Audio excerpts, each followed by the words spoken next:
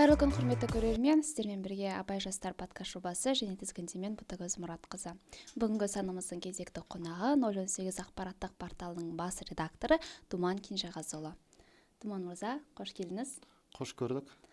Енді бірден сұрақтарымызға көшсек, қазіргі заманда жасанды интеллект технологиясы қарқынды дамып келе жатыр. Енді жалпы жи ол қалай пайда болды, қолданысқа қалай енгізілді, оның мәні және де негізгі ерекшеліктері туралы бір түсінік бере кетсеңіз. Алдымен баршаларыңызға қайырлы күн. Баршаларыңызды осы кеше ғана өткен ұлыстың ұлы күні мейрамымен шын жүректен құттықтаймын. Елімізге амандық, жұртымызға тыныштық болсын. Енді сұрақ қойысатын болсақ, қазіргі таңда жасанды интеллект соңғы уақытта үлкен трендке айналған сөздің біріне айналды. Енді оның шығу тарихынан бастайтын болсақ, 1956 жылы Джон Маккарти деген америкалық информатик ғалым осы терминді колледжде студенттеріне дәріс оқу барысында айтқан болатын. Сол 1956 жылдан бастап жасанды интеллект ғылыми түрде қолданысқа енгізілген болатын. Содан бері қазіргі таңда жасанды интеллект әртүрлі даму кезеңінен өтіп, бүгінгі таңда қолданысымызға еніп отыр. Енді бұл жасанды интеллект ол не нәрсе деген сұрақ туындауы мүмкін. Былайша айтқанда, енді адаммен салыстыратын болсақ, кез келген нәрсені салыстыруға болады. Енді адаммен салыстыратын болсақ, адамның миы табиғи ми болатын болса, ал жасанды интеллект ол электронды ми деп есептеуге болады. Яғни нейрондық желі арқылы, біз нейрондық талшықтар арқылы өмір сүретін болсақ, шешім қабылдайтын болсақ, ал жасанды интеллект нейронды желілер арқылы осы жұмысын жалғастыратын болады. Енді сол 1956 жылы Джон Маккарти осы термин енгізгеннен кейін алғашқы жасанды интеллекттің өнімі пайда болды. Ол қандай өнім деп ойласаңыз, енді барлықтарыңыз дойбын ойнаған шығарсыздар, электронды ойын, компьютерлік. Енді ол автомат түрде енді өзі ойнайтын адаммен қарсылас ретінде. Яғни сіз жүрсеңіз, ол да жүреді деген секілді. Сол алғашқы жасанды интеллекттің алғашқы өнімі сол дойбы ойыны болатын. Содан міне біртіндеп дамып, қазіргі таңда үлкен жетістіктерге жетіп отыр. Енді біздің Қазақстанға бұл жасанды интеллект осы соңғы 5-6 жылда қолданысымызға енгізіле басталды. Бүгінгі таңда мемлекет басшысы Қасым-Жомарт Кемелұлы Тоқаев осы жасанды интеллект дамыту бойынша бірқатар нақты тапсырмалар беріп, үкіметке қазіргі таңда тезірек игерейік, осы елімізді осы салаға тұрғысында дамытайық деп қазіргі таңда осы жұмыстарды қолға алынып жатыр. Енді жасанды интеллекттің жұмыс істеу бағытына келетін болсақ, ол енді қалай жұмыс істейді? Былайша айтқанда, адам енді өзі толыққанды өзінің 12 мүшесімен жұмыс жасайтын болса, жасанды интеллект ол былайша айтқанда үлкен серверлер арқылы жұмыс жасайды. Енді мысалы сіздерге мысал ретінде түсірейін. Жасанды интеллект ол енді қазір біз өзіміз жұмыс жасап жатқандықтан күнделікті өмірде ол енді ар жағында көрінбей жатқан қаншама еңбек жатыр. Ол қалай мысалы атақты IT ғалымдары, сарапшылары, одан кейін осы информатика саласында жүрген азаматтар, ғалымдар осы жасанды интеллект платформалары негізінде үлкен серверлер жасақтаған. Яғни мысалы үйге интернет қосатын болсақ, оның арнайы роутері болады, роутер арқылы жұмыс жасайды. Ал мысалы байланыс желісі ол сим-карта арқылы жұмыс жасайды. Енді мына жасанды интеллект не арқылы жұмыс жасайды дегенде, ол үлкен серверлер арқылы жасайды. Мысалы серверлер осы алақандай бөлменің көлемінен басталып, үлкен ғимараттың көлеміндей аумақты алуы мүмкін. Енді мысалы қазіргі таңда жасанды интеллект платформасы күннен күнге көбейіп барады. Соның алғашқы біреуін айтатын болсақ, ол OpenAI компаниясының ChatGPT платформасын мысалға келтіруге болады. Бұл OpenAI компаниясының өзі кейіннен құрылған, 10 жыл уақыт болды. Міне 2015 жылдан бастап жұмыс істеп, алғашқы өнімі ChatGPT-ді осы халыққа таныстырған болатын. Қазір әлем жұртшылығының көбі осы ChatGPT платформасын қолданады. Бірақ та енді айта кетейік, ChatGPT-ді жасанды интеллектпен байланыстыру, толықтай байланыстыру ол қате ұғым. Өйткені тек қана жасанды интеллекттің өнімі ретінде ChatGPT-ді алу қарастыруға болмайды. Өйткені ChatGPT оның бір тамшысы ғана, одан басқа да көптеген осы жасанды интеллект платформасы бар. Енді осы ChatGPT платформасының жұмыс істеу бағытына келетін болса, осы ChatGPT секілді платформалар қалай жұмыс жасайды, оған жасанды интеллект қалай әрекет етеді. Мысалы, жаңа айттым ғой, бөлменің көлемінде серверлер орнатылатын болса, сол серверлер арқылы мына жасанды интеллект миллиондаған ақпаратты күнделікті өңдеп, ол адамдарға тез жауап қайтару мақсатында үздіксіз процесс жалғастырады. Яғни осы бөлменің көлемінде үлкен серверлер, аппаратуралар құрылады. Одан кейін олар арқылы арнайы қондырғылар орнатып, сол бағдарламалар арқылы, нейрондық желілер арқылы жұмыс жасайды. Яғни адам ойланған ойландырмайтын сәттен бастап бәленбай миллиондаған мысалдарды өңдеп ол адамға кез келген уақытта тиімді жеткізу мақсатында қазір үздіксіз дамып жатыр. Енді мына жасанды интеллект немен қоректенеді? Мысалы адамдар тамақпен қоректенсе, бұл жасанды интеллектте қоректенеді енді. Иә, ондай сұрақтар да кейде түсіп жатады енді оқырмандар тарапынан. Енді өзім осы саланы зерттеп осы салада жүргендіктен, бір жағынан енді мамандығымда информатика, осы IT саласында оқуым тәмамдағам. Енді осы жаңа айттым ғой, жасанды интеллект немен қоректенеді? Ол су энергия көзі. Енді үлкен серверді қамтамасыз ету үшін біріншіден энергияны қажет етіледі. Өйткені енді мысалы ChatGPT мысалы бір сұрақ үшін немесе осы бір 50 сұрақ үшін тәулігіне 15 киловатт сағат, яғни 15 киловатт сағат қуатты энергия жұмсайды.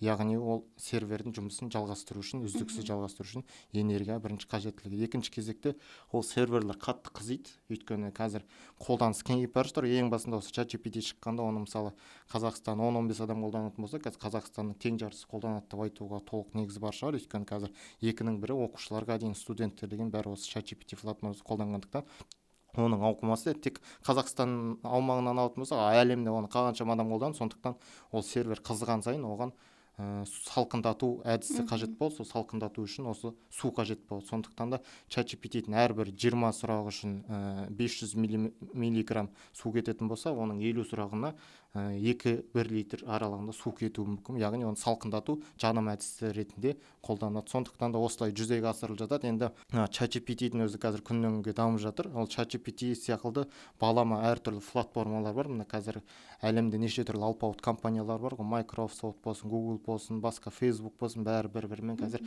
бәсеке жарысып жатыр. Енді бұл өйткені не себеп жарысып жатыр? Бұл жасанды интеллект алдағы уақытта үлкен пайда әкеледі, яғни компанияның алдағы дамуына былайша айтқанда мүмкіндік береді. Енді мысалы алатын болсақ, қарапайым ұялы телефонды алайық, немесе өзіміз қолданып көріп жүрген ноутбукты алайық. Мысалы ең алғаш осыдан 20 жыл бұрын қолданып жүрген компьютер қандай еді? Мысалы мектепте қолдансаңыздар, аяғы компьютер үлкен, біраз үстелдің үстіне сыймайтындай үлкен арты бар, сондай компьютер болатын. Енді эволюцияға ұшырап қазір жіңішке компьютер, осындай ноутбуктар қолданысқа енгізілді. Ұялы телефонның өз бұрында Siemens деген қатты соткалар болатын, кірпіш секілді құласа сынбайтын. Енді қазір оның барлығы эволюцияға ұшырап қазіргі таңда осы ғылымның жемісті жетістігіне айналып отыр.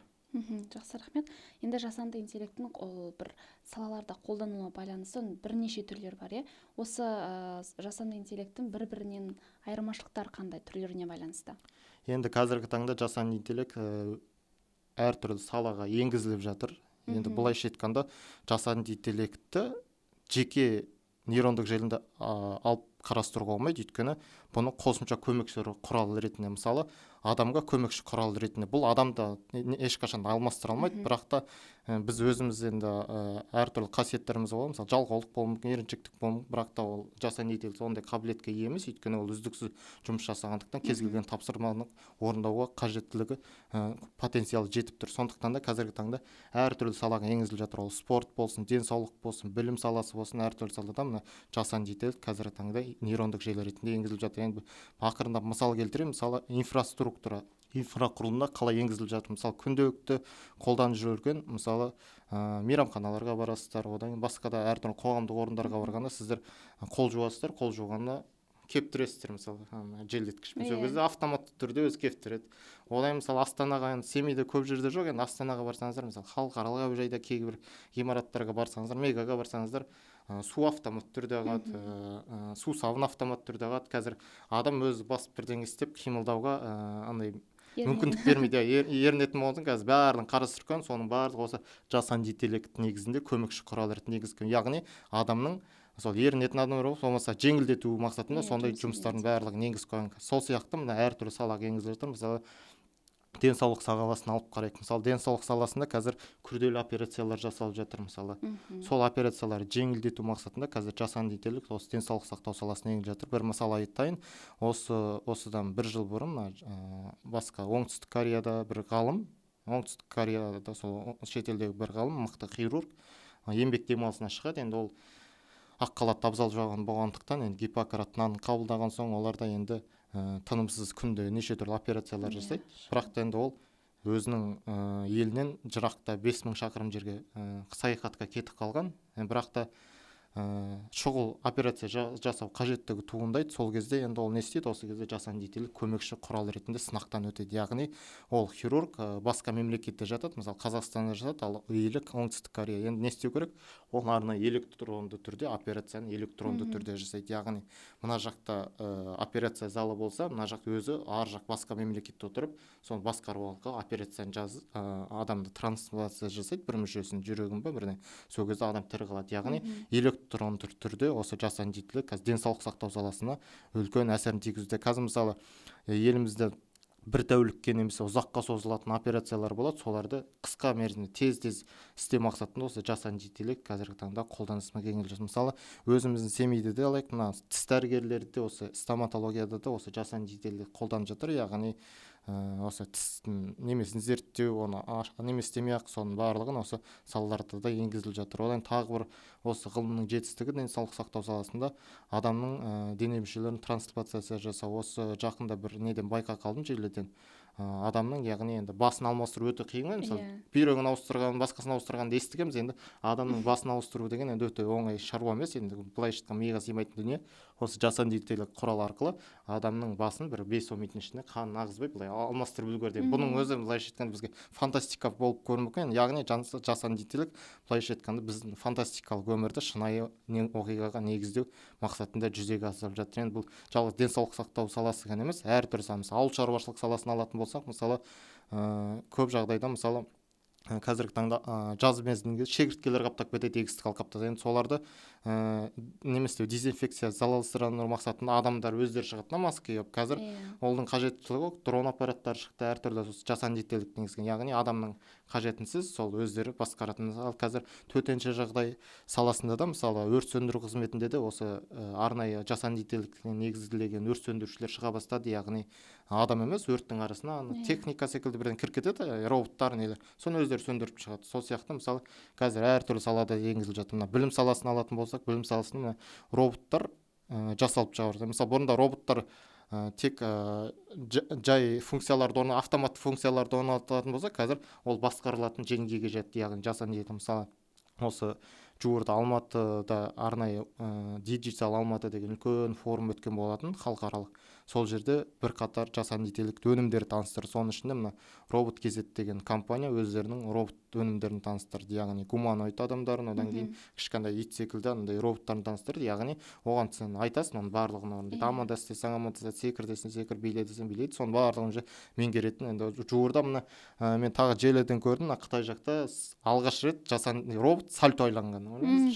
Сальто ойлану, былайша айтқанда артқа сальто ойланды, алдыға сальто. Бұның барлығы сәтті шыққан. Яғни былайша айтқанда алдағы уақытта бұның қауіпті тұстары да, жас неме тұстары да болуы мүмкін. Сондықтан оның барлығы уақыт өте реттеледі деп ойлаймын.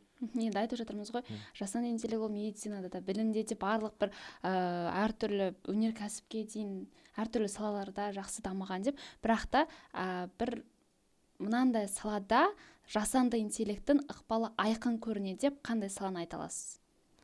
Енді жасанды интеллект саласы ол әрине IT саласында айқын басымдық көріледі. Бірінші кезекте Қазақстанды алатын болсақ, біздің Қазақстанға айттым ғой, соңғы 5-6 жылда осы жасанды интеллект енді қолданысына енгізіліп келе жатса, ол 5-6 жылда енгізген кім? Ол өзіміздің IT мамандар. Яғни қазіргі таңда Астанада үлкен орталығымыз бар, Астана Хаб деген. Сол Астана Хабтың өкілдері бастап, одан кейін өңірдегі IT мамандар қостап, қазіргі таңда осы өңірімізде IT саласын дамытып жатыр. Осы IT саласының ішінде жасанды интеллект нақты дамып жатыр деп. Соның нәсерінен IT саласын дамыту мақсатында қазіргі таңда әртүрлі салаға енгізіліп жатыр. Білім саласы болсын, спорт саласы болсын, әртүрлі салаларға осы жаңағы IT саласы негізінде енгізіліп жатыр. Жақсы, рахмет.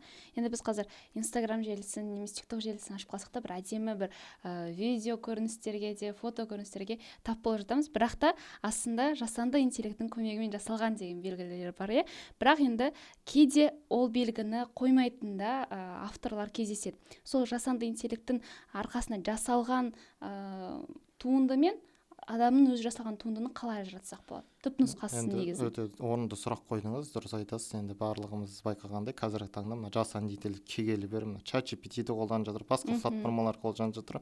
Мысалы адамның көшірме суретін де жасап жатыр, дипфейктер қаптап жатыр, фейк ақпараттар қаптап жатыр. Бұның барлығы міне қазір осы жасанды интеллекттің келуімен сабақтасып отыр. Яғни мына жасанды интеллект қолданысымызға енгізілгелі бері бірқатар зиянды тұстары да пайда болып жатыр. Яғни интернет алаяқтар болсын, одан кейін осы әртүрлі немелерге тап болып жатыр. Жаңа өзіңіз айтқандай, мысалы Instagram желісі болсын, Facebook желісі болсын, егер жасанды интеллект арқылы бір материал жасайтын болсаңыз, видео немесе сурет жасайтын болсаңыз, онда міндетті түрде белгілейтін жасанды интеллект көмегімен жасалғандан арнайы белгі тете қосылған болатын, оған дейін жоқ болған енді. Бірақ оны өзіңіз айтқандай ешкім көбі қолданылмай жатыр. Сондықтан да оны айыру біразға қиынға соғып жатады. Сол себепті де қазіргі таңда біздің елімізде жасанды интеллект туралы әлі заң жоқ. Өйткені басқа мемлекеттерде де жоқ. Енді енгізіліп жатыр. Енді мына мәжіліс жуырда жасанды интеллект туралы заңды басшылыққа алып қазіргі таңда талқылаудан өтіп жатыр. Енді осы жаздың ортасына дейін ба жылдың соңына дейін ол заң қабылданып қалуы мүмкін. Енді ол заңның мақсаты не болу керек? Енді ол заң әлі талқылану үстінде. Сондықтан менің ойымша ол заң бұл жасанды интеллектті толықтай шектемеу керек. Өйткені ол даму үстінде, өйткені оны ары қарай дамыту керек. Біз қай жағын шектеуіміз керек? Жаңа өзіңіз айтып отырғандай, сол мысалы фотоларды бір-бірімен айыру өте қиынға соғады. Сол себепті де оларға міндетті таңбалау несін енгізу керек. Мысалы ол платформада ғана емес, мысалы жасалған суреттің аяқ жағына ол жи арқылы жасалған немесе бір белгілі оны таңбалайтын жи арқылы жасалғандығын анықтайтын сондай белгі қойылу керек деп ойлаймын. Ол міндеттелу керек. Ал оны толықтай шектеп тастау ол былайша айтқанда дұрыс емес деп ойлаймын. Сол себепті қазіргі таңда енді мына оның жасалу жолына да келейік. Мысалы жаңа ChatGPT-ді айтып жатырмыз ғой. Мысалы ChatGPT алғашқы версияларында сурет жасау мүмкіндігі өте былайша қолданыс аясы былайша айтқанда кішкентай болатын да, ауқым жай шағын ғана болатын. Енді қазір күннен кейін енді алпауыт компаниялар бір-бірімен арпалысып жатқаннан кейін мына ChatGPT осы жуырда бір версиясы болды, 4-ші версиясы. Сол кезде мына Қытайдың DeepSeek деген компаниясы үлкен ChatGPT-ға балама чат-бот жасап шықты. Ойбай, ChatGPT-ні асып кетеді екен деп, одан OpenAI компаниясы айтты. Бұны біз қапталда қалып тұрайық деді. Одан да асып түсетін тағы бір версиясын шығарды да. Қазір DeepSeek былайша айтқанда ешкім былайша айтқанда қолданбайтын бір платформаға айналды. Одан кейін Илон Масктың Grok AI деген платформасы таныстырылды. Ол да осы ChatGPT-ға ұқсас платформаның бөлігі болып табылады.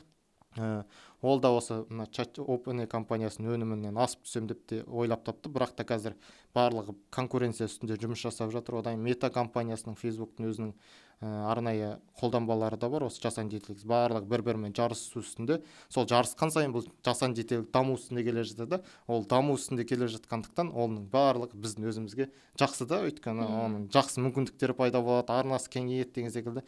Мына ChatGPT-дің бұрын осыдан 1 жыл бұрын қолданып жүргенде, мысалы бір сурет салуға тапсырма беретін болсаң, онда ChatGPT-да Dall деген арнайы өзінің жеке платформасы бар. Сол арқылы сурет салады. Яғни сіз бір сипаттама жазасыз, маған осындай сурет қажет, соны салып бер десеңіз, сізге салып береді. Бірақ та қалағаныңыздай шықпай қалуы мүмкін. Мысалы басқа шет мемлекеттерде колориттер қосылуы мүмкін. Именно осы Қазақстанға қатысты болмысына тән бір табиғатына сай бір суреттің сипаттамасын айтқанда кішкене ChatGPT бұрмалауы мүмкін. Өйткені мысалы Семейдің аспалы көпірін салып бер дегенде Калифорнияның мост шығып жатады. Бір батырымызды салып бер дегенде бір еуропалық бір батыр шығып жатады. Одан бір ою өрнек бір киіз үй бірден салып бер дегенде басқа бір андай 3 бұрыш 4 бұрыш басқа бір орнаменттер шығып жатады. Оның барлығы міне жасанды интеллектте ол кезде бір кемшіл тұсы болды. Енді жуырда мемлекет басшысы ұлттық құрылтайда мәлімдеме жасаған болатын. Жасанды интеллектті біз дамыту керекпіз. Сондықтан да мына жасанды интеллекттің платформаларының барлығына мына ұлттық цифрлық архивімізді ашуымыз керек. Яғни мына Қазақстан болмысына тән барлық деректерді, сол қандай деректен платформалар бар, соның барлығын қолжетімді етіп берейік деп. Сол тапсырмадан кейін мына ChatGPT осы соңғы 3-4 күнде жаңарды. Соңғы версиясы шықты, 4.5, 4.0 тағы да версиялар. Сол кезде мына сурет жасау генерациясының 3-ші этабына өтті. Ол Dall-дан бас тартты да, қазір ChatGPT-дің өзінің сурет генерациясы шықты. Яғни бұрынғыдан қарағанда өте 2 есе, яғни 10 есе жақсы генерация жасайды. Яғни қазіргі президент айтқандай, мысалы қазір сурет сал десеңіз басқа сурет сал кетеді, қазіргі соңғы нұсқасында мысалы сурет сал десеңіз айнытпай сол қазақи колориттерді енгізеді. Бұл яғни сол президент тапсырмасынан жүзеге асты деп өзін топшылап отырмын, өйткені мен кеше алдында бір 3-4 сурет салды көрдім, өте айнытты. Мысалы осы уақытқа дейінгі версиясында Абай Құнанбайұлының суретін, портретін салып бер дегенде басқа бір кісіні салатын, қазір Абай Құнанбайұлын да салады. Одан кейін Семейдің аспалы көпірін салды көрдім, Семейдің аспалы көпірін салып берді. Бұның барлығы енді былайша айтқанда біз үшін емес, ғылым үшін үлкен жетістік, біз үшін үлкен былайша айтқанда қуаныш. Өйткені енді осындай суреттер қазіргі таңда енді көп жағдайда енді өзіміз осы интернет сайтта, ақпараттық порталда жұмыс жасағандықтан көп материалдардың суреттері болмай жатады. Сол кезде соны балама ретінде нейтральный дейді, сондай сурет қолданғанда біз көп қиындық тудыратын. Енді жасанды интеллект келгелі бері қазір ол жағынан қиындық болмайды. Сол себепті қазір сурет жасау генерациясының жаңаруы осы ғылымның үлкен жетістігі болып табылады. Бір жағынан да осы президенттің айтқаннан кейін де жүзеге асуы, осының барлығы біздің қолданысымызға жақсы әсер етіп жатыр деп ойлаймын. Енді жаңағы сұрағыңызға тағы да ойысатын болсақ, мына айырмамен немен айыру мақсатында алдағы уақытта жаңа заң қабылданса, бұның барлығы шешім табады деп ойлаймын. Бірақ та қазір өте сақ болу керек, өйткені адамның да көшірмесі жасалып жатыр, балама мысалы дауысы көшіріліп жатыр, адамның бейнесі көшіріліп жатыр. Енді бір мысал айтайын, біз өзімізде қазір ақпараттық редакциямызда қолданып жатырмыз. Мысалы осылай сұхбаттасып отырған адамдардың көшірмесін жасауға. Егер мен қазір осы жағдайда ауырып қалатын болсам, бүгінгі сұхбатқа келмей менің орныма осы жасанды интеллект платформасы арқылы нейрондық желі менің орныма шығып осылай сұхбат беруге мүмкіндігі бар. Ондай мүмкіндікке де қол жеткізіп отырмыз. Сондықтан да қазіргі таңда бұны жасанды тек жақсы, пайдалы жағынан игеру керек деп ойлаймын. Ал зиянды жақтарын оны заң жүзінде реттеп, алдағы уақытта ол шешілетін мәселе деген пайымдамын. Жақсы, жаңа сіз сөзіңізді айтып қалдыңыз. Біз енді қазақтың салт дәстүріне тән олардың бір ою өрнек болсын, немесе басқа да бір ақын жазушыларды салған кезде ChatGPT-да немесе басқа нейрондық сеттерде бізде кішкене қиындықтар бар. Енді бізде осы қазақ тілінде бейімделген жасанды интеллект жүйелері бар ма, немесе ол қаншалықты, егер ол шығарылған болса, ол қаншалықты тиімді? Енді қазіргі таңда тағы да жаңа ұлттық құрылтайда президент айтты, 4 басым бағытта Қазақстанды дамыту қажет бізде деді. Оның ішінде осы жасанды интеллект саласы бар.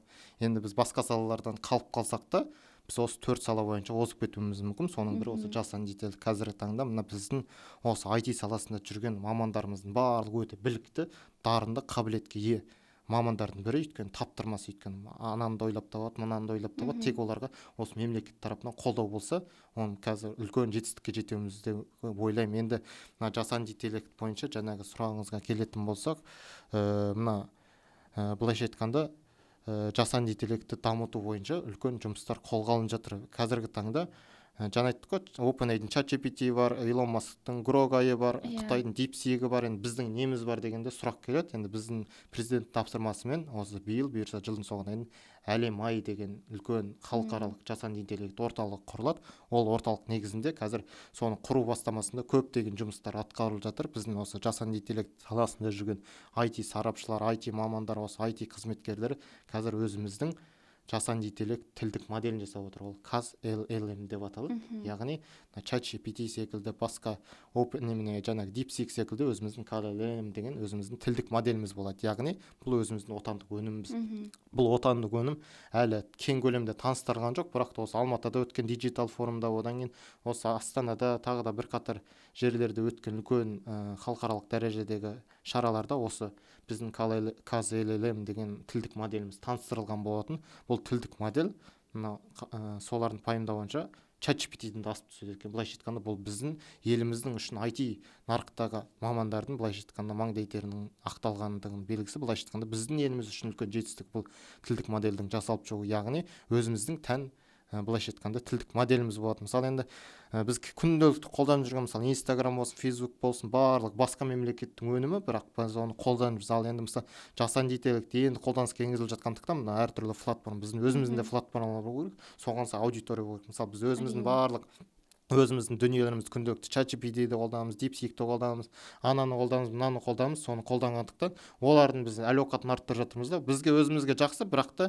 біздің мемлекетке ешқандай ол пайда әкеліп Пайдасы жатқан жоқ. жоқ. Сондықтан мына KZLM секілді тілдік модель нәтижесінде біздің өзіміздің өнімдер шығып жатыр. Сол өнім нәтижесінде біз өзіміздің IT нарықты дамытуға үлкен қауқарымыз жетеді. Сондықтан да мен ойлаймын, алдағы уақытта біздің Қазақстан осы IT саласы бойынша алдыңғы қатарлы мемлекеттің біріне айналады. Қазір президенттің өзі де ұлттық құрылтайдағы мәлімдемесінде атап өтті, біздің Қазақстан цифрлық даму жағынан алдыңғы топ 30 мемлекеттің қатарында, яғни қателеспесем 24-ші орында ғой.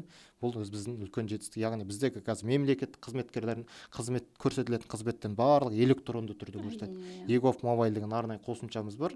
Ол қосымша біз басқа мемлекеттерде жоқ. Мысалы Моңғолияның өзі, басқа мемлекеттердің өзі бізден экспорт жасайын деп отыр сол өнімдерді. Осы жуырда сапар жасап келді мемлекет біріміз. Сол кезде осы цифрлық даму бойынша біздің егов мобайлды басқа мемлекеттер өздеріне тәжірибе ретінде қолданады. Мына Каспий кз лайк.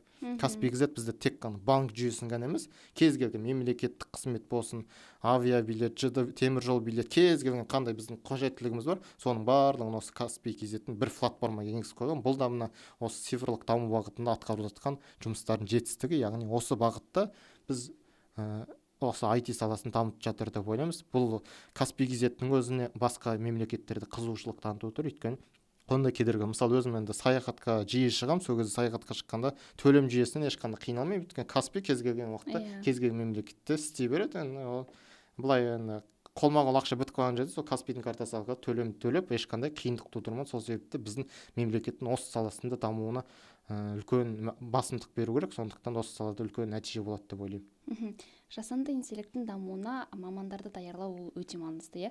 Осы Абай облысында оқу орындарында жасанды интеллектті оқыту қаншалықты, сол салаға қаншалықты көңіл бөлінуде? Жасанды интеллект саласындағы мамандарды даярлау қазіргі таңда өте маңызды. Өйткені 2029 жылға дейін мемлекеттің жасанды интеллект дамыту бойынша үлкен тұжырымдамасы әзірленді.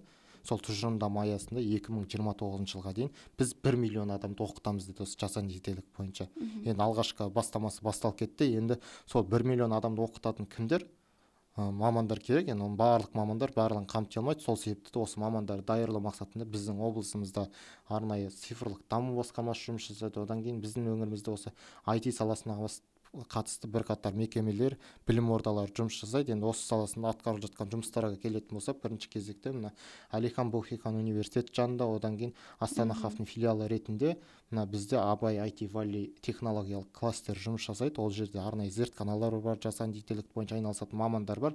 Солар қазіргі таңда осы Астана Хат негізінде осы өңірдегі жастарды осы жасанды интеллект бойынша дайындау, одан кейін осы IT саласы бойынша дамыту бойынша жұмыстарды қолға алып жатыр. Одан бөлек мына Шәкәрім университеті жанынан арнайы мектеп ашылған, High School, одан Әлихан Бөкейхан университеті жанынан IT мектеп ашылған, одан кейін сол Шәкәрім университетінің арнайы факультеттің жанынан арнайы жасанды интеллект және құрылыс мектебі құрылған болатын. Сол негізінде қазір әртүрлі компаниялармен байланыс орнатып, мысалы Huawei компаниясымен байланыс орнатып қазіргі таңда бірлесіп жұмыс жасап отыр. Бұның барлығы біздің өңіріміздегі осы IT саласына қызығушылығы бар жастарды өздеріне тартып, осы саланы дамытуға үлкен ықпалын тигізеді деп ойлаймын. Одан бөлек мысалы мына қазіргі таңда үлкен мемлекет дәрежесінде үлкен форумдар болып жатыр, IT форумдар, IT саласына қатысты. Жақында осы Алматы қаласында тағы да бірнеше форум өтеді. Сол сияқты осы былтыр бізде Digital Абай 2024 деген үлкен IT форум өтті. Сол кезде де мына жасанды интеллект негізінде біздің жасаған балалардың өнімдері таныстырды. Яғни демек біздің өңірде бұл саланы дамытуға үлкен былайша айтқанда потенциал жеткілікті, яғни мүмкіндік бар. Өйткені бізде дарынды балалар өте көп. Жуырда ғана осы бір екі күн бұрын Назарбаев зияткерлік мектебінің оқушылары 150 оқушы қатысқан республикалық дәрежедегі үлкен олимпиададан бірінші орын иеленді біздің студент оқушыларымыз. Яғни біздің жастарымыз осы сала бойынша дарынды деп айтуға болады. Сондықтан да мына маман даярлау жағынан біздің облыс кенже қалмайды деп ойлаймын. Өйткені жаңағы атап өткен Абай IT Valley'іміз бар, одан кейін осы Шәкәрім университетінің жанынан құрылған мектебіміз бар, одан кейін мына өзіміздің Абай қаласы, Семей қаласындағы IT және жоғары колледжі бар. осы IT колледжі. Ол колледждің потенциалы өте жоғары, өйткені мысалы ол колледжге кірген бетте мысалы гардеробтың өзі адам бет бейнесін тану арқылы жасанды интеллект арқылы қолданысқа ие, яғни кірген бетте сіздің бет бейнеңіз арқылы гардеробқа киіміңізді іліп, қайтадан шыққан кезде сол бет бейнеңіз арқылы киіміңізді алсаңыз болды. Сол сияқты ол бір мысал ғана, сол сияқты біздің оқушыларымыздың көп былайша айтқанда жетістіктері бар. Осы жетістік негізінде біздің IT саласының дамуына үлкен үлес қосады. Яғни осы саланы дамытуда, маман даярлауда біздің облыс алдыңғы қатарлары өңірлердің біріне айналады деп ойлаймын. Жақсы, рахмет. Енді жасанды интеллект ол дамыған сайын бір басқа да тұстары, қатерлі тұстары да болуы мүмкін. Осы енді адамның құқығын сақтау бойынша, ол адамға қатысты бір ақпараттарды сақтау бойынша, немесе цифрлық құжаттарды сақтау бойынша жасанды интеллекттің қаншалықты бір қауіпсіз екендігін айтып берсеңіз. Енді былайша айтқанда, жасанды интеллекттің құқықтық негіздеріне келетін болса, қазіргі таңда және өзім сөзімнің басында атап өттім, мәжілісте жасанды интеллект туралы заң қаралып жатыр. Сол қабылданған соң жасанды интеллект құқықтық негізде реттелетін болады. Яғни біздің жаңа айтып отырған интернет алаяқтарымыздың жолын кесу мақсатында, одан кейін жаңағы айтып отырған дипфейктар, фейк ақпараттардың алдын алу мақсатында осы заң өте қажет. Өйткені қазіргі таңда шын мен өтіріктің арасын ажырату өте қиын. Сондықтан да осы сала бойынша құқықтық негіздер реттеу қажет болады. Бірінші кезекте оны заңмен реттелу керек. Адамның жеке басындағы деректері басқа біреудің қолында жүрмеу керек. Сол себепті де осы заңды тұрғысында реттеу. Бірақ та жаңағы атап өткен OpenAI компаниясы болсын, Elon Musk'ың Grok.ai болсын, кез келген платформалар ол құпиялық қауіпсіздік негізге негізделген. Өйткені ол компанияны өнімін қаншама әлем жұртшылығы қолданатындықтан ол қауіпсіздік жағынан қамтамасыз етеді. Яғни сіздің жеке деректеріңізді ол бет албаты жарияламайды. Тек қана жалпылама мәлімет беруі мүмкін. Ал сіздің жеке мысалы жеке сәйкестік нөміріңіз, куәлік нөміріңізді сұрасаңыз, ол жасанды интеллект дейді, кешіріңіз, бұл ондай деректер жариялауға қажет етпейді. Мысалы сіз белгілі бір адам туралы бір мәлімет пікір сұрайтын болсаңыз, ол да шектеулері, мысалы бірқатар шектеулері. Одан кейін мысалы сурет генерациясында кейбір шектеулер, мысалы саяси неменеге қатысты кейбір суреттерді салмау мүмкін, кейбір мәліметтерді бермеу мүмкін. Яғни бұл адамның жеке бас құқығы жағынан бірқатар шектеулер енгізілген. Яғни адам оны сұраған жағдайда ол туралы мәлімет беруден бас тартады. Яғни тек қана адамның игілігіне қажетті мәліметтер берумен осы жасанды интеллект платформалары айналысты. Бірақ та ол ресми компаниялар, бейресми компаниялар, кейбір хакерлер немелер, оларды бөгде мақсатта пайдалану мүмкін. Яғни адамдардың деректерін алып өздерінің бас мақсаттарына пайдалану мүмкін. Қазіргі таңда сол хакерлер нелер осы IT саласында теріс пиғылда пайдаланатындар осы интернет алаяқтық әрекеттеріне барып жатыр. Яғни әсіресе қазіргі зерттеулерге қарайтын болсақ, 40-50-ден жоғары үлкен кісілер осы жасанды интеллект негізіндегі жасалған платформалардың негізінде бейресми расталмаған, одан кейін осы интернет алаяқтыққа тап болып жатыр. Яғни алдан қол жатыр. Мысалы бір батырманы басу арқылы сілтемеге, биттан сілтемеге кіру арқылы олар ақшаларынан қағылып жатыр. Болмаса бір шектеулерге тап болып жатыр, жеке деректер жарияланып кетіп жатыр. Бұның барлығы осы қауіпсіздік саласында заңның жоқтығы, яғни осы жасанды интеллект саласында заң әлі ресми қолданыста жоқ. Сол себепті осындай қиындықтар орын алады. Бірақ та бұл қиындықтар орын алса да біздің құқық қорғау органдары өте мықты жұмыс жасап жатыр. Арнайы өздерінің орталықтар құрылып, қазір кибербол дейді, басқа да бол дейді.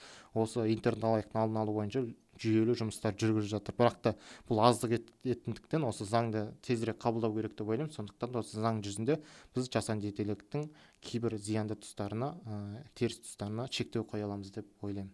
Жақсы, рахмет.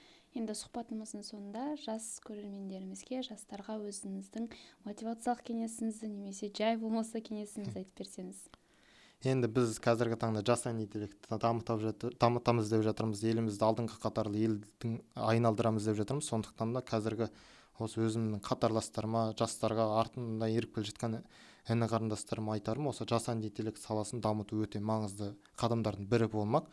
Бұл саланы дамыту арқылы біздің мемлекет үлкен жетістіктерге қол жеткізе алады деп ойлаймын. Өйткені бұның ешқандай зиянды тұстарынан қорықпау керек. Тек ізденіс жолында, даму жолында болу керек. Енді көбі қорқып жатыр, мына жалқаулыққа апарады, анда апарады, мында апарады деп. Бұның барлығы уақытша дүние, өйткені оның барлығын реттеледі. Сондықтан да осыны дамыту бойынша жұмыстарды жүйелі түрде жүргізу қажет. Біз қазіргі оқушылар болсын, студенттер болсын, осы жасанды интеллекттің игілігін көру керек. Мысалы, қазір айтып жатыр, мына ChatGPT, қарапайым ChatGPT-ді алайық, сол ChatGPT-ді оқушылар қолданып, қазір жалқау болып кетті. Мысалы, тапсырманы сонымен орындайды, студенттер де тапсырманы сонымен орындайды деп жатыр.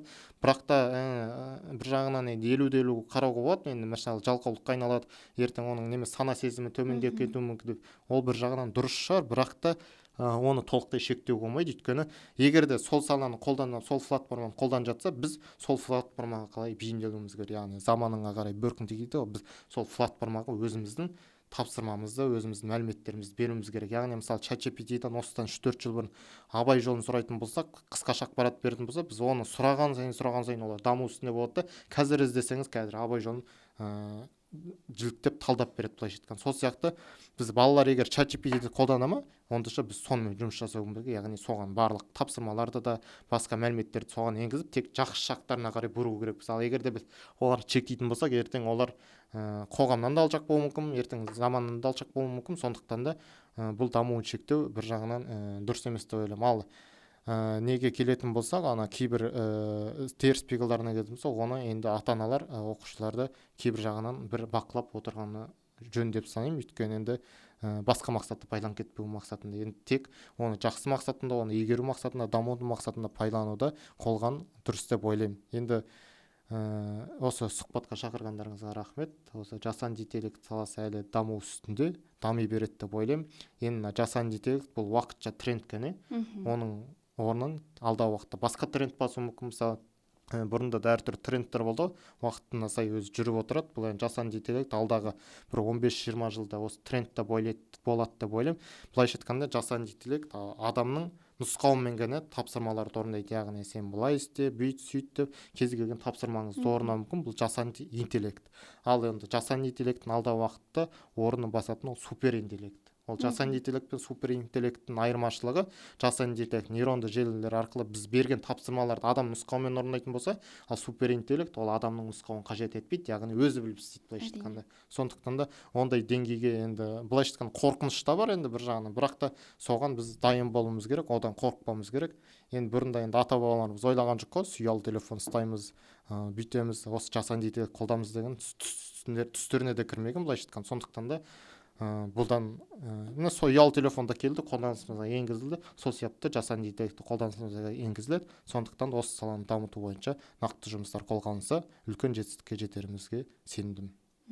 Думан мырза, енді бүгінгі сұхбатымызға келісіп, алтын уақытыңызды бөліп сұхбат бергеніңізге сізге үлкен алғысымызды білдіреміз. Сізге тек қана таусылмас шабыттар тілейміз.